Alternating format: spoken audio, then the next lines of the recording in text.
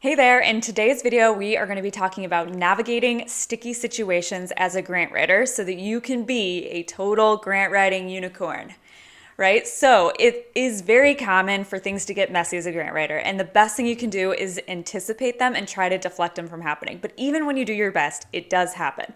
So today's quick training is a repurposed version of a class that my colleague Alex Lustig and I taught to students in our program, Grant Writing from Start to Funded. But we wanted to share kind of the compact version of this with you because we feel like it's got lots of good, raw, honest content. All right, with that, let's hit it.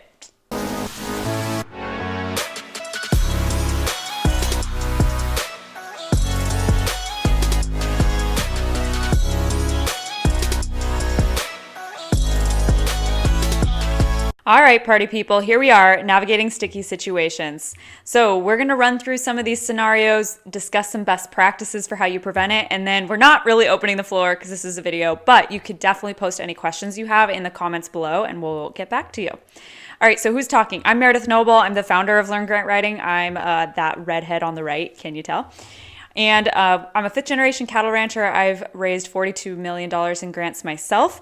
And then before I gave up on grant writing, I was really burned out. I started to teach others and I really found a lot of joy in that. When I'm not doing all things grant writing, I am community oriented and skiing or biking. This is my gal Alex, right hand chick. We do a lot of work together. She's definitely the more organized, better half for sure. She's a project manager with a background in human rights, and she's also very community oriented, so great asset. Okay, so we were inspired to have this presentation because we had both finished the book Untamed by Glennon Doyle. So curious if anyone here has read it. If you haven't, highly recommend. And it's just about, I think it opened our eyes to just being more honest about the grant writing process because it just things can go haywire quickly. And I don't think enough people talk about that, particularly the educators, because perhaps they want to seem like they've got it all put together. And we're willing to be very raw and honest with you. Okay, so why we do this? We've got to manage overwhelm as grant writers, but this is one of the most common things that you can help manage because a lot of things need to happen and you're coordinating a lot of different people working towards it. But a lot of times people get too overwhelmed, like there's too much for them to do, and then they don't move forward on the right tasks. So this is what you can do in those situations. First of all, you got to triage tasks. Don't give someone the 20 things they need to do. Give them the one thing they need to do, a very quick turnaround deadline, get that back, give the next task, right? Like be the best project manager that you can be, but please be mindful to not dump on people everything they need to do, just a little bit at a time, constantly feeding it out, right? So one way that we manage that is be sure to review your funding guidelines at the beginning of a grant application process all over again, really go through it carefully, and then create a checklist for everything, every major section of the narrative, every attachment, etc., and assign who's doing what, who's responsible for that, the date for the completion, right? And now you're not going to use this until the very end when you're finalizing all of your tasks. You're going to basically put it in that so that access row you see, that's where we link to where it is on the Google Drive. And then we would initial it saying, okay, it's ready for review. And then someone else would come in and review it. Now, if you're like, whoa, what is she talking about? I know I'm speaking to someone that has some grant writing training right now or some knowledge about that. Because like I said, we do this for our students is when we originally recorded it. But you get the idea is that if you can make sure you have your arms around the whole grant application before you bring everyone in, you're going to manage overwhelm. Another thing is to update your grant schedule. So breaking down the tasks that need done into as small of deadlines as possible. So not like write narrative. No. It's more like write narrative section on project beneficiaries, right? The section on scope of work, like break it out and have your different drafts, right? So you want to also, that can help you also triage, like where do you prioritize the tasks that are time consuming? Like getting a resolution or getting letters of support. Those things take a while. So you want to like get those up at the top. So what you're seeing a picture of is a Google Sheet spreadsheet that we provide our students. They can actually hit this right here, the deadline, adjust it for when the grant deadline actually is, and it backfills a number of those tasks for an 8-week plan, which is larger than most people. You might not necessarily need 8 weeks to launch a grant, but a lot of times there's a lot of project planning that still needs done, right? Let's be honest. And so this is one tool that can be really helpful for you to manage. Okay, also, this is something we've just recently switched to doing, but instead of providing, everyone's digital now, right? Like not many people are presenting a paper agenda. So have a Google Doc or a Word version, and you just keep adding the agenda to the top of it. So you have one place where weeks of agendas are happening, because that's sort of your running to-do list, right? And so you can add then, oh, this person said they're going to do this, and you can, mention them, and then they have to come in and check it off when they're really done. So then you can add those agreed upon tasks into Asana or Trello, Monday.com, whatever project management software you use. And if your organization doesn't use a nonprofit software, a lot of these are free, so just go get them for your own benefit and just start using them. Like, just do it. You don't have to wait on somebody else. So it'll make your life a lot easier when you're managing lots of moving parts. But we really, right now, are really big fans of Asana.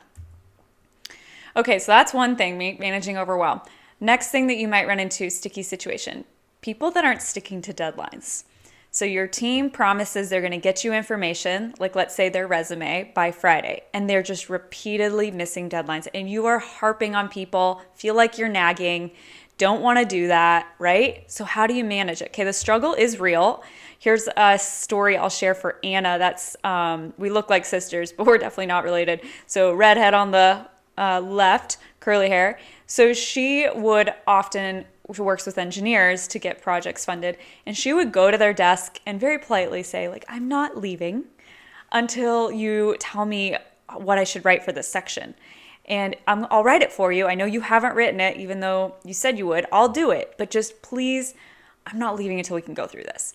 So a lot of times, too, what we would do is bring a recorder and just record someone talking. And then you can go back as the writer and you can listen to it, right? And that'll help you write out additional content. However, here's the deal. If deadlines are slipping at the very beginning of the project, it's going to continue to happen. And then you're up against a deadline and the work is probably not your best. You're massively stressed out. A lot of people have these habits of proudly turning them in within minutes of a deadline, and that's not going to be you, right?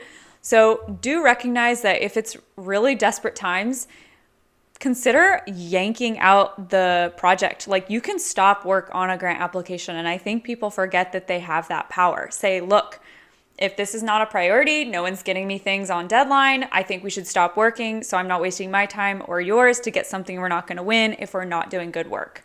I include this picture because it's my boyfriend helping me on a big deadline, delivering wine in a unicorn outfit. So, desperate times call for desperate measures, and you might need to put on a unicorn outfit and get some wine. Just saying. Okay, document control issues. This one's a big one that Alex has really helped us address, because you think you're working off the latest draft of something and then you find out you weren't. People are working on 2 different versions. How do you blend those? Y'all know you've been there, right? It's happened to all of us. Now, the best way to avoid this is to have a consistent folder structure, which we teach a way to do this in our course, but whatever you do, just do it so that every project is the same, and also using the same file names. So if for any reason you do need to go to another version, it's V4 or V5, V6. I do have to say that sticking with Google Docs is very helpful. I mean, I don't like the way it formats for the final product. A lot of times we will move it into Word for a final version. You can fit more words on the page, but it is really nice for that collaborative stage. So no matter what, you can see who's added what, when, and you're in one document. Using the same templates is also really, really key. There is no sense in reinventing the wheel. So for instance, we have, we ran into this. So like the be honest part, we have a resolution template in our course, and one of our grant writers that works with us redid a whole resolution template from scratch, and it took her a lot of time. And we're like, why don't you just use the template we already have? Because we ended up just going back and using that layout anyway. So it's just that sort of thing you can prevent if you're just using the same template over and over and over, and you're really building process and consistency into what you do.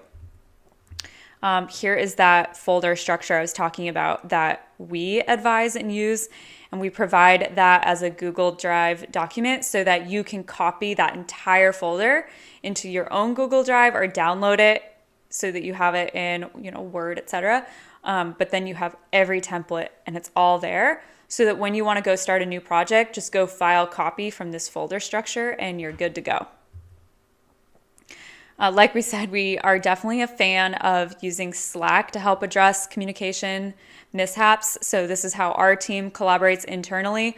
We'll have a channel for every project, and then we'll have like a group spot, right? But at least it's like when you're in the thick of things and people are really jumping in and helping each other out, it's really nice to not have to be in your inbox and you can just be in a separate place. That works faster. Okay, another really common issue that you might run into is scope creep. So perhaps the team just will not pin down that scope of work and the grant deadline is getting closer and closer. So this is definitely a common struggle. I think I'll just tell a story real quick about this language preservation grant that we did. So the client just kept changing what he wanted to do like every few days. And the grant writer that was working with him had such a close relationship. They'd built so much trust. It's such an important project. But she just called us in tears with just a couple of days to go to the grant because the client, or a couple of days before the deadline, because the client wanted to change it again. And she's like, how can I do this? Like, this narrative is already, I'm so far deep on this. And so one thing that can be helpful is figuring out who's that good cop, bad cop in your world. And guess what? You probably need to be the one that's the bad cop. But someone that can just step in and say, look, we're not changing the scope of work this late in the game. We're committing to this because if we try to change this last minute, we're going to have mistakes in the narrative and it'll all be for naught. We need to stick to this. And if we can't stick to this, then we need to not apply, right? So that's just one thing for you to be aware of, to manage. Like, you are the project manager. Don't think like, oh, I don't know, I'm just a hired grant writer. No, lead it, take responsibility for it, and manage your team, right? And why this matters. So I'm including a picture of Thema Igaharas. She is a practicing professional artist, and she's also been on the review board in Canada for their arts council. She's probably reviewed like 1,000 grant applications. And she said that what she's learned in reading others, but also in her own projects, is that when you try to submit, like, you have that scope creep temptation at the end, just like add in more.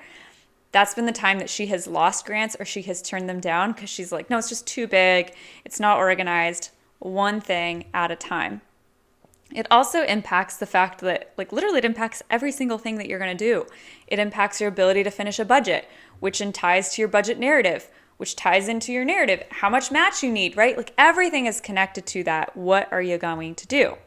So just I don't know if anyone's read that book, The One Thing. I don't think I loved how the book read, but I loved the principle. And it's just something to keep in mind. Like, what is that one thing, our one priority as an organization that we're focusing on and aligning this specific project to? Okay, so one thing that you can do, this is something that's in our course. It's a project planning toolkit, but it can be very helpful for people to go through this and make sure that they're calibrated, thinking like a funder, and gathering all of that information in one place to make sure the project is scoped properly before launching a funding campaign. So that can be a really helpful tool for you to guide the process as a project manager and grant writer. Another strategy is actually to back into the scope of work. So one thing that you'll find is, so this is an example, I guess not this screenshot in specific, but so if you know how much grant funding you want to go after, let's say you know you're going to pursue a $100,000 grant. Well, I'm going to do a bigger one. Let's say you're going to go after a $500,000 grant. Like, that's how much you know you want to apply for because you're going to be right within the average of how that funder typically awards grants. Okay, we'll back into it now and figure out, well, how many low-income housing renovations can I do for $500,000? And you can start figuring that out, and you'll be like, oh, I can do 20. I can do 20 home renovations. That's my scope of work. instead of being like, well, we're going to do 50 and then figure out what that costs and realize that it's too much, you can't afford it, and then you're just yo-yoing back and forth. So one approach is figure out how much grant funding you can get and then back in how much work you can realistically finish for that amount. So the key takeaway that I hope you're taking from what I'm sharing is it's totally cool to explore the scope, the boundaries, the possibilities. Honestly, it's very common that you're going to be doing that scoping work before you prepare a grant application. I just want you to be aware that it's not okay within your like less than 10 days to deadline. And I say 10 days, but I really shouldn't even have that number in there because obviously it depends on what kind of grant we're talking about here. If we're talking about a really big, complex federal grant application or something, then maybe you need to be way more locked in before that, especially if it's like an NIH grant where you have to kind of get it pre-approved before you apply. But for those of you that are working on things that are a little bit less complicated, just kind of know like there is a cutoff point and you need to establish what that is. And don't be afraid to be assertive if you need it. All right, so this also rolls right into the topic of last minute changes. So perhaps the leader, the person, your executive director, your boss, whatever, they have been so busy and they haven't made time to review the grant application. And then all of a sudden you think it's all done and you're just submitting it to them for final blessing. And they are asking for a ton of changes at the 11th hour. Yes, we've had this happen to us. Okay, so for one, this is why you have wiggle room and you plan to submit your grant 2 days early. Always. That's the standard. For as far as everyone else knows, like that's the day it is due. Because that gives you that wiggle room in case you are going to need it. You also want to give your reviewer, that final person that has to read the narrative and bless it, 1 week warning and put it on their calendar. So go block an hour or an hour and a half on their schedule so that they know, okay, on this day, on Thursday, like I am blocking time and reviewing it. Now, let's talk about the pressure of or dealing with peer pressure. So a lot of times organizations want to, save money perhaps, or just don't understand that you can't slap an application together and be successful, especially as things get more competitive. So just copying and pasting from an old grant that, hey, probably wasn't successful anyway, is resist that pressure because it's making you feel like you're having to work below your standards. And it's frankly common. I'm sharing this because a student actually brought this one to us. Bonnie, she's down in Bend, Oregon, and she's like, why are you even hiring me as a contract grant writer if you want me to just copy and paste? Like someone in your own organization could do that. And I've even also run into a situation where a client straight up said, well, you can just lie on that grant application and we'll just do it differently when we get the award. And I thought, no, we're not doing that. We're not blatantly lying, knowing we're lying to make it look better. It's just unacceptable.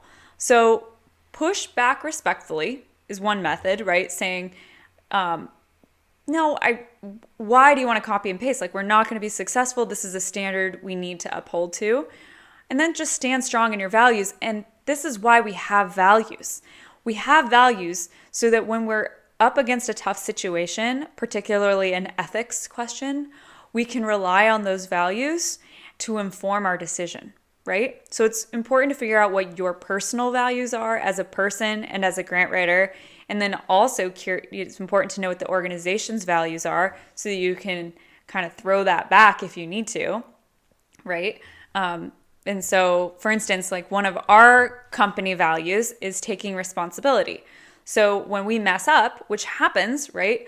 One of the first things that we all do when we're sharing the lesson learned from that is we take ownership for where we went wrong. And it's never about blaming someone else or some other situation.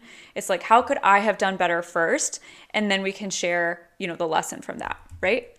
And then just listen to your intuition. The thing about sticky situations is that you don't always have lots of proof that something's bad yet, or it's off or whatever. Your intuition's going to tune in before you have evidence. So listen to your gut, just follow it, tune into that, and you'll be so happy you did and know that you're doing amazing work and you feel really good about it. Which also segues nicely into this topic, funder politics. So if a funder tells you to do one thing and then another funder, same organization, tells you to do something entirely different, and I'm kind of navigating this right now with a project, and it's it's stressful.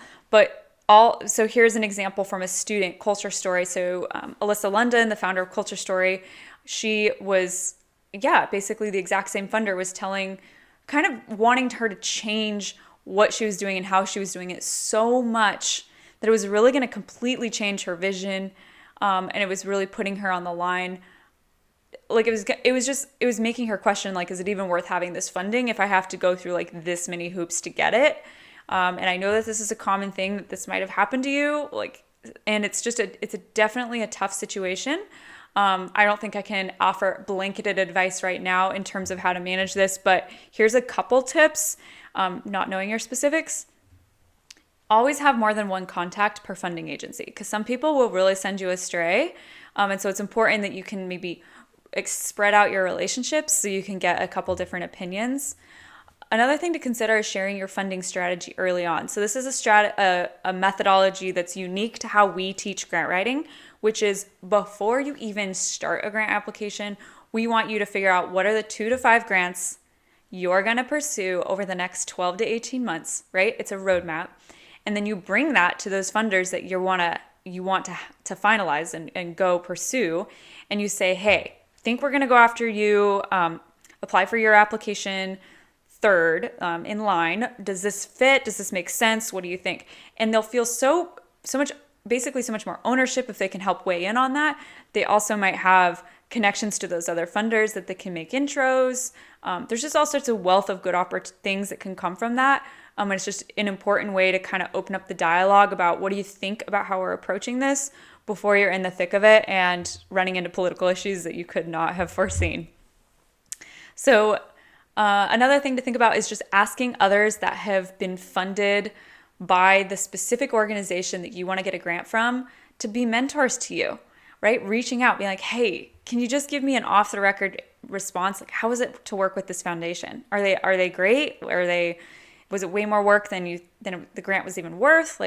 So leverage your just human relationship with each other as organizations that are all trying to pursue grant funding and do great work.